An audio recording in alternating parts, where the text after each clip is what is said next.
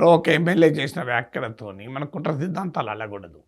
ఎవరో ఆయన పబ్లిసిటీ కొరకు చేయొచ్చు. ఇప్పుడు అల్లు అర్జున్ వివాదం వస్తుంది కనుక ముఖ్యమంత్రి తీవ్రంగా స్పందించాడు కనుక ఆయన ఏదో అనుకొని చేయొచ్చు. లేదు అల్లు అర్జున్ పైన 4 రాళ్ళు వేస్తే పాపులర్ అవుతా అనుకోవచ్చు. ప్లేయింగ్ టు ద గ్యాలరీ అంటారే.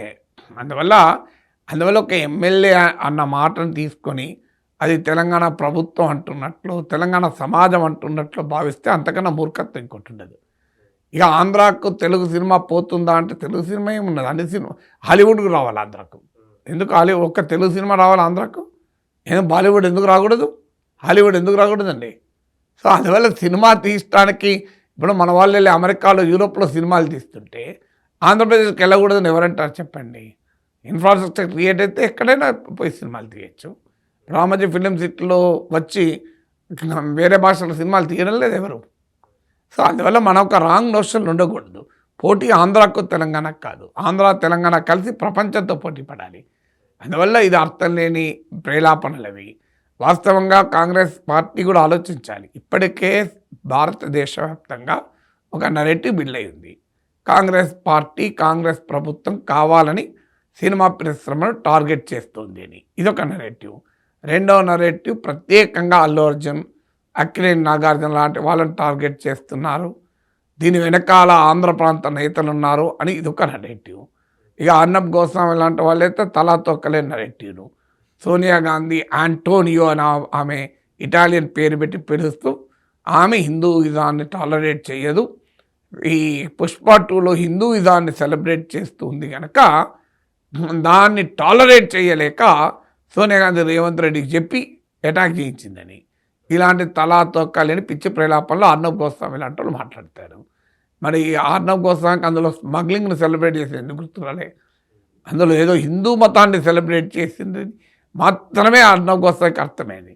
స్మగ్లింగ్ సెలబ్రేట్ అయింది ఎందుకు అర్థం కాలే? అంటే సోనియా గాంధీ స్మగ్లర్లకు వ్యతిరేకంగా కనుక స్మగ్లింగ్ని సెలబ్రేట్ చేస్తే కోపం వచ్చి చేయొచ్చు. మరి అర్నబ్ గోస్వామి అభిమానించే రాజకీయ నేతలు స్మగ్లర్లు అంటే గౌరవం కనుక వాళ్ళు పుష్పకు మద్దతుగా ఉంటున్నారా? సో అర్థం లేని లాజిక్లు, ఇలాంటి అనేక సిద్ధాంతాలు వస్తున్నాయి. అలాగే రేవంత్ రెడ్డి పేరు మర్చిపోయాడు అల్లు అర్జున్ కనుకనే టార్గెట్ చేస్తున్నారు. రేవంత్ రెడ్డి ఇగో హర్ట్ అయింది కనుక ఇలా చేస్తున్నారు రాజకీయ ప్రత్యర్థులు అంటున్నారు. ఇలాంటి సమయంలో అధికార పార్టీ ఎమ్మెల్యే ఆ రకంగా మాట్లాడితే అది కాంగ్రెస్ పార్టీ గౌరవం పెంచుతుందా?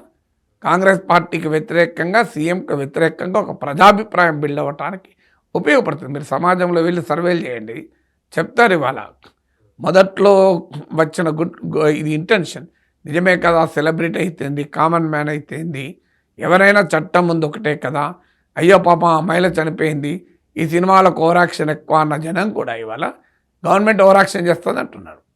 ఎందుకంటున్నారు? ఇంకో ఈ రకమైన స్టేట్మెంట్లు నోటికి వచ్చింది మాట్లాడితే ఇలాగే ఉంటుంది. తర్వాత మేము కొడతాం. ఎవరిచ్చారు అధికారాన్ని? మీరు అధికారంలో ఉన్నవారు కొట్టడానికి ప్రజలు మీకు పవర్ ఇచ్చింది. సినిమాల మీద పడటానికి పగటి వేషగాళ్ళు, అల్లు అర్జున్ అభిమానులు తెలంగాణలో లేరా? అన్ని ఆంధ్ర వాళ్ళే ఉన్నారా? సో కాంగ్రెస్ పార్టీకి ఆంధ్రాల పార్టీ లేదా? మరి కాంగ్రెస్ పార్టీ ఆంధ్రప్రదేశ్ నాయకులు ఉన్నారు, షర్మిల, రుద్రరాజు, పల్లనరాజు, వీళ్ళందరూ ఆంధ్రోళ్ళేనా? ప్రాంతీయ పార్టీ నాయకులు మాట్లాడితేనే అభ్యంతరం అంటే కాంగ్రెస్ నాయకులు మాట్లాడితే అభ్యంతరం కదా.